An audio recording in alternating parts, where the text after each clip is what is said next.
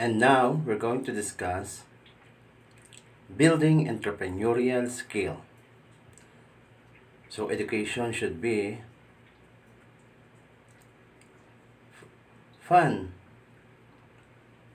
stands for focus, understanding, and nice.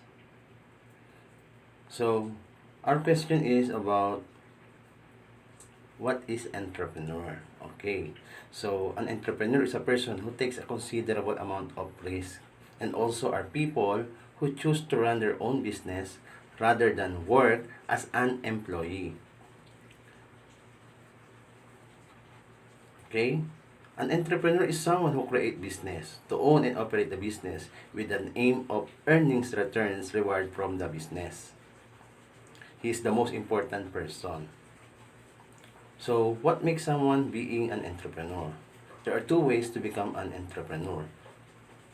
Number one is goal setting. You need to set goals. The second one is educate yourself. Okay, goal settings is the process of determining what are the participant goals. Goal settings involve action plan designed to motivate and guide the person, and also in assessing whether the goals are met. Okay, a prevalent process for setting goals uses these key words. Okay, S, M, A, R, and T, or SMART. Okay, S stands for specific, M is for measurable, A is for attainable, R is for realistic, and T is for time bound.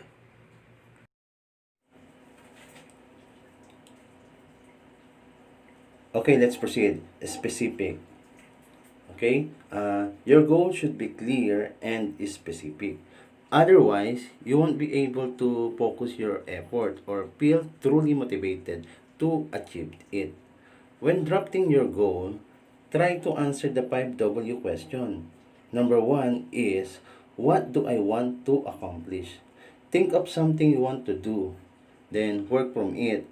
Plan your first step, then find your passion. So, what makes you happiest? Okay? Then, next W question, second W question is, why is this goal important? Of course, it is important because it helps your behavior to focus your momentum in life and also build your self-esteem. Okay, next, number 3, who is involved? I already explained about the entrepreneur recently. As I said, he is the most important and responsible person who envision new opportunities and also creating product, techniques, and business lines that coordinates all the activities to make them real, or anyone who are engaged with business. It's either intrapreneur or entrepreneur. Later, I will discuss what is the intrapreneur and entrepreneur. Number 4, okay, where is located? Deciding where to locate the business always been important. Location plays a huge role in attracting the customer to patronize the product or patronizing the business. Consistent and persistent. It can boost a company long-term performance. That's why location is very important in business. Then number 5, which resources or limits are involved? It is very important to understand on how to manage and allocate the resources to improve that helps to improve the profitability of a company by better anticipating and optimizing a project cost to utilize. These are the 5 W's question that helps you to achieve the company or the business goals.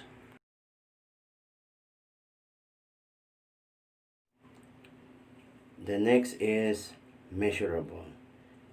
It is important to have a measurable goals so that you can track your progress and stay motivated. Assessing progress helps you to stay focused, meet your deadlines, and feel the excitement of getting closer to achieving your goal.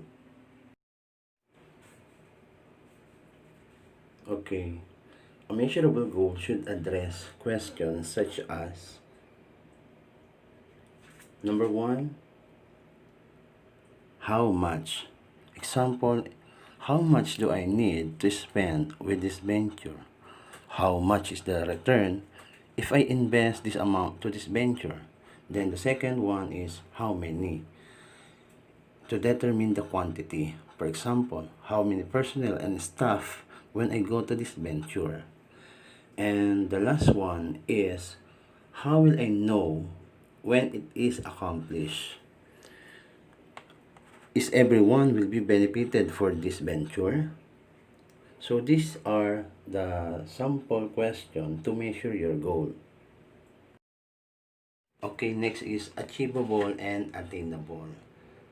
Okay, when you set an achievable and attainable goal, you may be able to identify previously overlooked opportunities on resources that can bring you closer to it. Your goal also needs to be realistic and attainable to be successful.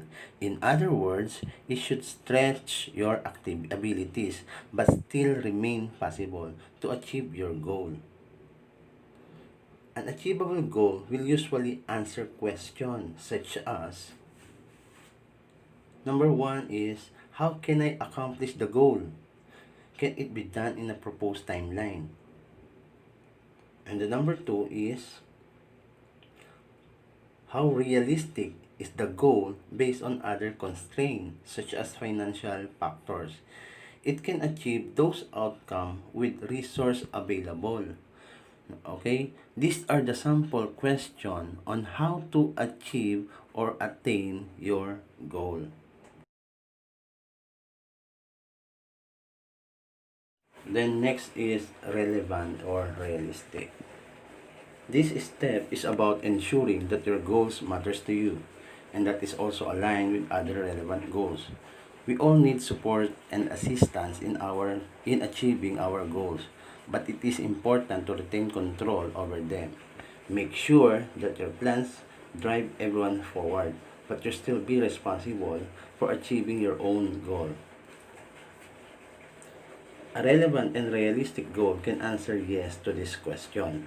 Number one, does this seems worthwhile? Number two, is this the right time?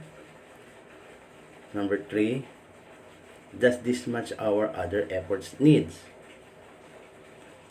And number four, am I the right person to reach this goal? And number five, the last is it applicable in the current socio-economic environment? Relevant and realistic refers to something that can be done given the available resources being realistic. The next is time-bound. This part of SMART goal criteria helps to prevent everyday tasks from taking priority over your longer-term goals. So every goal needs a target date so that you have a deadline to focus on something to work towards. A time-bound goal will usually answer this question. Number one, when? Number two, what can I do 6 months from now? Number three, what can I do 6 weeks from now? And number four, what can I do today? So I'm giving you a good example no? From marketing managers. For example, you are gaining the skills to become head of a marketing managers may requires an additional training or experience as we mentioned earlier. How long will it take you to acquire these skills? Do you need a further training so that you become eligible for certain exams or qualification? It is important to give yourself a realistic time frame for accomplishing the smaller goals that are necessarily to achieving your final goal. So that is very important to create a time frame. Okay?